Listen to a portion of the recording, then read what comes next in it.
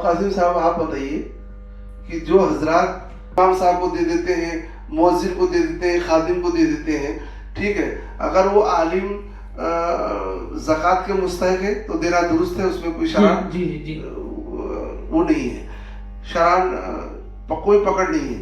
लेकिन अगर इस नियत से दे के आते हो कि ये किसी इदारे में लगाएंगे या मस्जिद को ही इदारा समझ रहे हैं, तो क्या शरान ये दुरुस्त है कि मस्जिद में कुर्बानी का पैसा या चमड़े का पैसा लगाया जाए? शरान आप बताइए, लोगों को आगाह फरमाइए।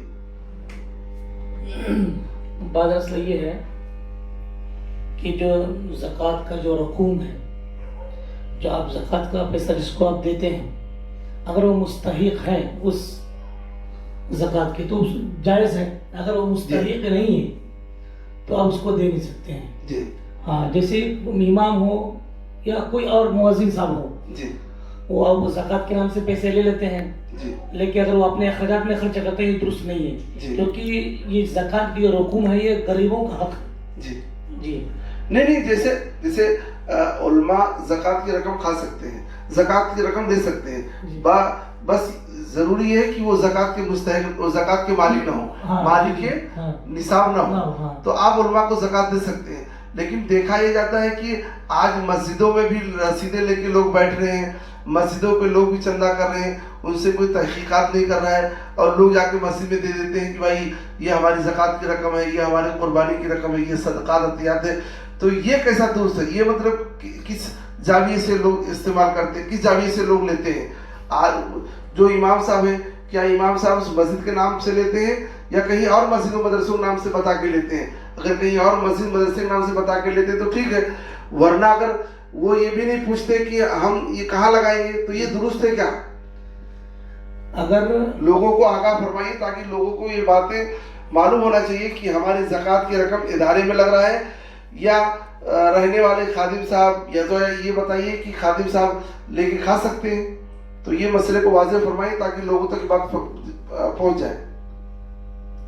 बात असल ये है, जो आपने ज़कात के मामले में आपने सवालात किए हैं, तो ज़कात जो इमाम साहब या मुअज्जिन साहब अगर मुस्तहिक है तो वो ले सकते हैं, लेकिन अगर वो मुस्तहिक नहीं है, इमाम हो या अगर मुस्तहिक नहीं, अगर वो लेते हैं तो शरअन नाजायज़ है, उसकी पकड़ है, गिरफ्त है। तो देने वाले को चाहिए कि तहकीकात कर ले, बगैर तहकीक के न दिया जाए।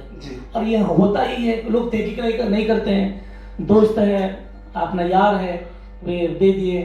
तो जरूरी इस बात की है कि बारहा ये देखा जा रहा है कि हमारा जिससे दोस्ती है वो उन्हीं दोस्त को ही दे देते हैं। वो ये भी नहीं सोचते हैं कि हमारी जो ज़कात की रकम है या कुर्बानी का जो महीना चल रहा है, इस महीने में हमको कुर्बानी करना है, तो कुर्बानी की रकम को जाके मस्जिद के इमाम साहब को दे के आ जाते हैं, या कुर्बानी कराते हैं उस चमड़े को जाके मस्जिद में दे के आ जाते हैं। तो इस पे आप क्या फरमा रहे हैं? वही कहने का मंशा ये है कि जो अगर चमड़ा भी अगर इमाम साहब ले सकते हैं, अगर वो मुस्तहिक हैं जी, तो भी मसला है, लेकिन मस्जिद में नहीं लगा सकते ना, मस्जिद में नहीं लगा सकते। हाँ, तो इमाम साहब जो नमाज पढ़ाते हैं वो अगर साहिब निसाब नहीं है तो वो उसका चमड़े का पैसा वो ले सकते हैं जी, ये जायज़ है जी। तो माशाल्लाह बहुत अच्छा हुआ, ताकि लोगों तक ये हमारी बातें पहुंच सके, और लोगों की जिम्मेदारी बनती है कि इस बात पे अमल करें, और लोगों तक बड़ी जिम्मेदारी के साथ दारुल गुलशन बरकात से ये पैगाम हम आप तक पहुंचा रहे हैं कि आप कुर्बानी कराएं, बच्चों के साथ कराएं, क्योंकि मेरे आका करीम सल्लल्लाहु अलैहि वसल्लम हर साल कुर्बानी करते थे। तो जिसके पास भी कुर्बानी हो वो हर साल मेरे सरकार हुजूर रहमत आलम सल्लल्लाहु अलैहि वसल्लम के नाम पे करे, और उसके साथ अपने अहल व यार के नाम से करें, जो जिम्मेदार हो पहले उनके नाम पे कुर्बानी हो।